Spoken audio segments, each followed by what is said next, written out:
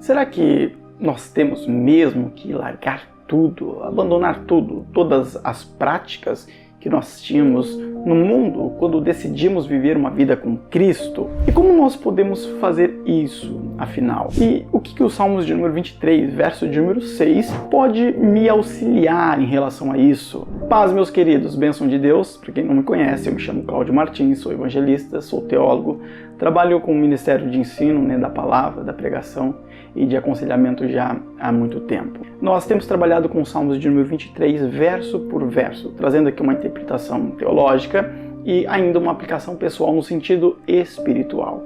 Estamos agora no verso de número 6, que diz assim: certamente que a bondade e a misericórdia me seguirão todos os dias da minha vida, e habitarei na casa do Senhor por longos dias. Eu me lembro que quando eu decidi aceitar a Jesus e a viver uma vida com Deus, eu tinha muitas bagagens do mundo, muitas práticas, comportamentos que eram contrários à Bíblia Sagrada. E, como todo mundo, existia ali uma dificuldade para poder abandonar aquelas coisas e mudar a rota, convergir. E é dessa maneira que ocorre com a maioria das pessoas. Eu diria que com todas as pessoas. Como que eu abandono algumas práticas? E às vezes a pessoa ela leva essas práticas durante a sua caminhada cristã, a sua caminhada espiritual, e ela vai arrastando essa bagagem juntamente com ela e dificilmente ela consegue se livrar disso. E como que nós fazemos isso? Eu me lembro que eu fui aprendendo com a própria palavra de Deus que na verdade eu não deveria me esforçar de forma exaustiva e violenta para abandonar essas práticas e mudar o meu comportamento. Mas o que eu deveria fazer é me aproximar de Cristo. É óbvio que isso não ocorreria de forma automática 100%. Eu tinha que ter ali uma parcela de contribuição, eu tinha que ter um determinado esforço, algo que viesse da minha parte. Deus não ia fazer tudo sozinho. Mas a chave de tudo era me aproximar um pouco mais de Cristo. E quanto mais eu me aproximava de Jesus, mais parecido com Ele eu ficava. Como Paulo diz: sede, pois, meus imitadores, como eu sou de Cristo. E como ele escreveu aos Efésios, dizendo: sede, pois, imitadores de Deus, como filhos amados. E o próprio Jesus disse: conhecereis a verdade vos libertará. Então, textos como esse foi convencendo o meu coração. E, à medida que eu me aproximava de Cristo, mais eu me afastava das minhas bagagens do mundo. As coisas foram acontecendo de forma gradativa. Eu tinha que ter uma parcela de contribuição com o meu esforço, mas a chave de tudo estava em se aproximar cada vez mais de Jesus. E de fato há uma recompensa para isso, quando nós nos aproximamos mais e mais de Deus. E é disso que os Salmos de número 23, o verso de número 6, que nós estamos tratando neste vídeo, ele vai nos falar. O salmista diz: certamente que a bondade e misericórdia. O que seria bondade e o que seria misericórdia? A palavra bondade ali é um substantivo em hebraico, que na verdade denota aquilo que Deus de fato é.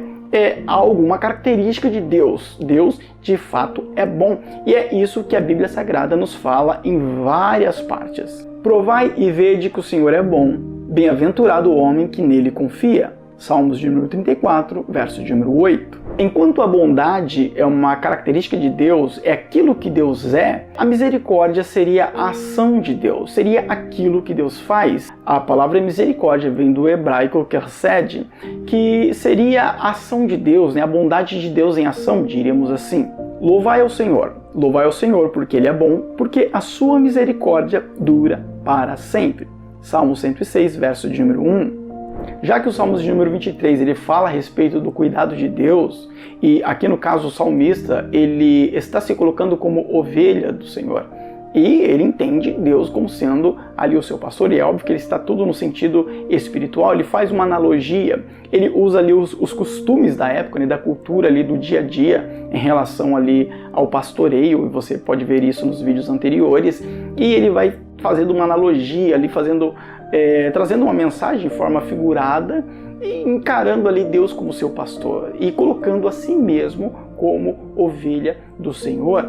Nisso, ele entende que, assim como ele, sendo pastor, cuidava de suas ovelhas, assim também Deus cuida dele, já que Deus, nesse caso, seria o pastor figuradamente e ele seria a sua ovelha. E no verso de número 6, ele fala de um resultado, de uma consequência de estar diante de Deus como ovelha, de ter Deus como seu pastor. Por isso ele diz certamente que a bondade e misericórdia, o que é a bondade de Deus, né? Seria então a característica, aquilo que Deus é. E a sua misericórdia seria a ação de Deus. Mas ele dá continuidade dizendo, me seguirão, ou seja, estarão comigo. E ele diz que é para sempre, por todos os dias da minha vida. Ele está dizendo de forma indireta, enquanto eu tiver intimidade com Deus, proximidade com Ele, enquanto eu for uma ovelha dele e Ele for de fato o meu pastor, quando isso verdadeiramente existir, este relacionamento, então eu terei a bondade dele, eu terei a misericórdia, a ação dele na minha vida. E ele não diz isso em um determinado dia, mas ele diz todos os dias da minha vida. Este tipo de relacionamento com Deus, né, entre ovelha e pastor, quando verdadeiro, ele traz resultados extraordinários. Muitos de nós não temos resultados como nós encontramos aqui em Salmos de número 23. Muitos professam Salmos de número 23, dizendo, o Senhor é meu pastor e nada me faltará. Mas na verdade não se comporta como ovelha de seu pasto. Eu já disse isso em outro vídeo, que Jesus, lá em João, no capítulo de número 10, ele diz que as suas ovelhas, elas ouvem, entendem e atendem a sua voz. Diferente de muitos de nós cristãos, que infelizmente não conhecemos a voz de Deus e quando nós ouvimos, decidimos não atender. A Bíblia Sagrada, ela é a voz de Deus e nem todos nós atendemos ela. A própria Bíblia manda que nós leiamos a Bíblia. E isso nós não fazemos, nós não lemos a Bíblia, nós não nos prontificamos a conhecer, querer a vontade de Deus através da palavra. E nós não fazemos isso, ou seja, nós não obedecemos a própria Bíblia, não obedecemos a voz dele, então nós professamos ele como sendo o nosso pastor. Como que ele será o nosso pastor e como que nós seremos ovelhas dele se não existe nenhum relacionamento? E este relacionamento ele vai existir através do que? Da oração e através da palavra. Então, se eu não tenho compromisso com a palavra de Deus, não adianta eu professar que ele é meu pastor e nada me faltará, porque as coisas na minha vida, ela não vai funcionar. E o salmista disse, né? Me seguirão todos os dias da minha vida. É claro, é óbvio, é lúcido de que há um resultado positivo de quando eu sirvo e procuro viver o querer e a vontade de Deus. E será que se ouvires a voz do Senhor teu Deus, tendo cuidado de guardar todos os seus mandamentos que eu hoje te ordeno, o Senhor teu Deus te exaltará sobre todas as nações da terra, e todas estas bênçãos virão sobre ti e te alcançarão, quando ouvires a voz do Senhor teu Deus. Deuteronômio, capítulo 28, verso de número 1 e 2. E todas essas bênçãos virão sobre ti e te alcançarão. Ou seja, você não precisa correr atrás da bênção em si, mas elas virão sobre ti. Ou seja, elas vão te perseguir, elas vão te alcançar. Como que Deus vai ser o meu pastor? Eu vou ser sua ovelha, como eu disse, né, Jesus falando, se eu não ouço, não atendo a voz dele. Não faz sentido, porque Jesus disse, as minhas ovelhas, elas ouvem minha voz, elas sabem quem sou eu e elas me atendem. E aqui nós vemos em Deuteronômio que se nós obedecermos a Deus, as bênçãos de Deus, elas vão nos alcançar. É uma promessa, é algo que Deus disse. Deus não revoga em tudo aquilo que Ele diz. Ele não é homem para que minta e nem filho do homem para que se arrependa. Então, de fato, se nós servirmos ao Senhor, as bênçãos dele virão sobre as nossas vidas. Mas aí você pode pensar, poxa, mas eu sirvo a Deus e parece que as bênçãos de Deus não estão aqui. Por conta, às vezes, dos problemas e dificuldades que você está vivendo ou passando nesse exato momento. A verdade é que todos nós passamos por momentos de dificuldade, independentemente se nós servimos a Deus ou não. A diferença está no que nós vamos obter depois. Tá? Depois do problema e depois da dificuldade. Uma pessoa que não serve a Deus, ela passa por um problema e depois do problema, nada. Mas aquele que serve a Deus, ele tem a vitória de Deus e ele ainda tem a vantagem do próprio Senhor estar auxiliando ele durante a batalha, durante ali aquele momento de dificuldade. Nós olhamos para a vida de Jó e sabemos que Jó ele era um homem íntegro, um homem reto que temia a Deus. E mesmo assim ele passou por problemas e dificuldades. Então o fato de nós obedecermos a Deus não inibe a possibilidade de nós passarmos por problemas, de passarmos por dificuldade, como eu disse já em outra ocasião. O próprio Jesus disse, no mundo tereis aflição, mas ele também disse, tem de bom ânimo porque eu venci o mundo. Então o servir a Cristo é, de forma indireta, abraçar algumas lutas e algumas dificuldades, mas nós teremos vitória. Mas se nós não estivermos na obediência para com o Senhor, estas bênçãos, a bondade e a misericórdia, elas não vão nos seguir. As bênçãos de Deus não vão nos perseguir. Nós é que estaremos correndo atrás delas e não conseguiremos alcançar. Porque para termos a bênção de Deus, nós temos que ter o próprio Deus, que é o dono da bênção. E o verso de número 6, o salmista traz ali uma conclusão neste verso, dizendo, e habitarei na casa do Senhor por longos dias. Habitar na casa do Senhor, será que o salmista Davi está dizendo que ele ia morar na casa de Deus, no templo ali, porque está falando de habitar? E não, ele não está falando no sentido literal. Por quê?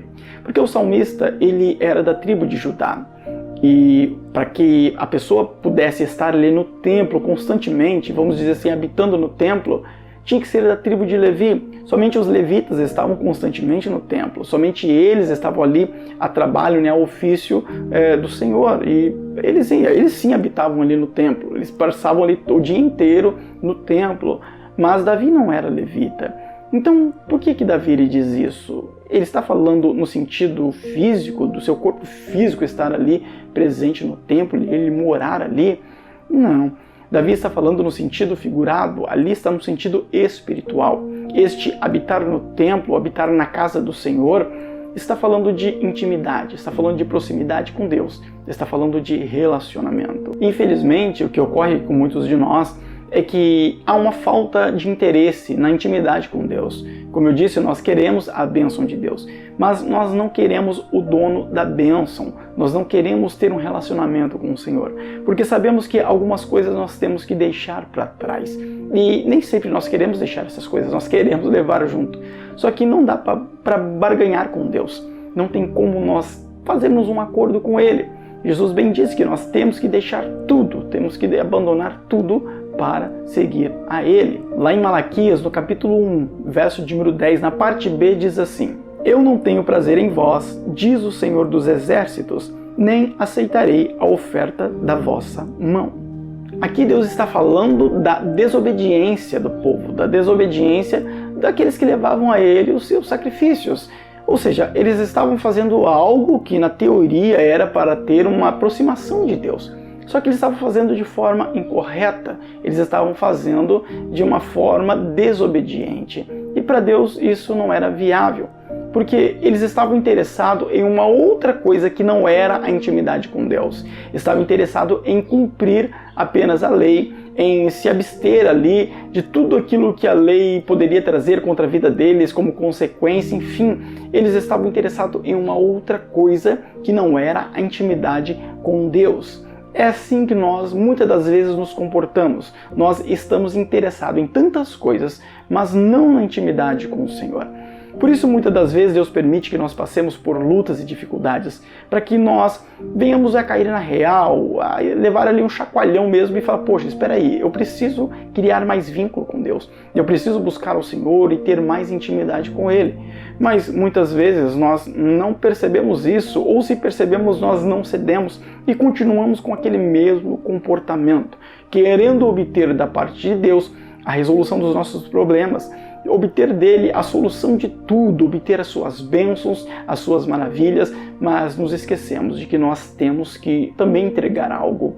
E entregar é o quê? A nossa vida. Entregar o quê? Entregar a nossa alma, é obedecer ao Senhor. Certa feita, Saul procurou oferecer um sacrifício a Deus. O sacrifício de Saul, ele era perfeito. Saul disse para Samuel, eu separei aqui o melhor das ovelhas, o melhor do rebanho para Deus. Só que Samuel advertiu ele dizendo, olha, Saul, Deus não está interessado em sacrifício, mas sim na obediência, ou seja, o obedecer é melhor do que o sacrificar. E às vezes nós ficamos tão preocupados em fazer coisas para Deus, nós nos esquecemos de que nós temos que obedecê-lo. E que se nós obedecermos a Ele, obedecermos a palavra dEle, tudo aquilo que nós fizermos, por mais simples e pequeno que seja, vai ser recebido por Deus. Como a oferta da viúva, que era uma moeda que não valia quase nada na época, mas o coração dela estava totalmente voltado àquilo.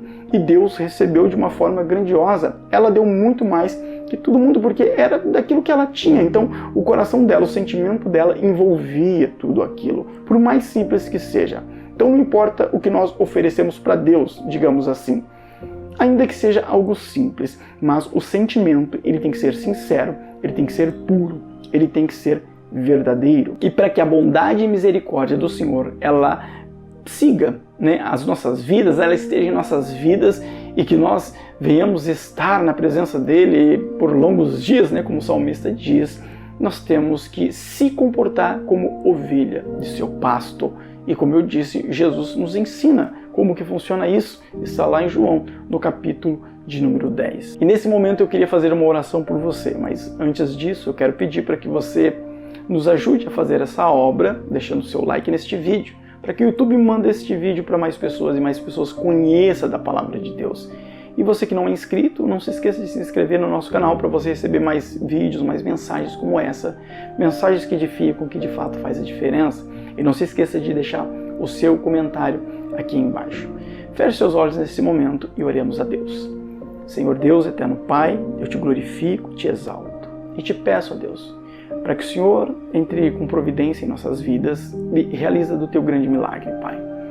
Entendemos agora, Senhor, e compreendemos que o Senhor quer nos abençoar grandemente, mas para que isso ocorra, nós temos que ser ovelhas do Senhor e verdadeiramente servir a Ti, Pai. É difícil, Deus, abandonar algumas coisas, mas o Senhor é aquele que nos auxilia para que essas coisas de fato venham a ser abandonadas. Não há nada que possamos fazer sem o Senhor. Mas se o Senhor trabalhar em nossas vidas e fizer do Teu milagre, não há quem possa impedir. Nós cremos no agir do Senhor em cada vida, em nome de Jesus. Que Deus te abençoe grandiosamente. Fica na paz, em nome de Jesus.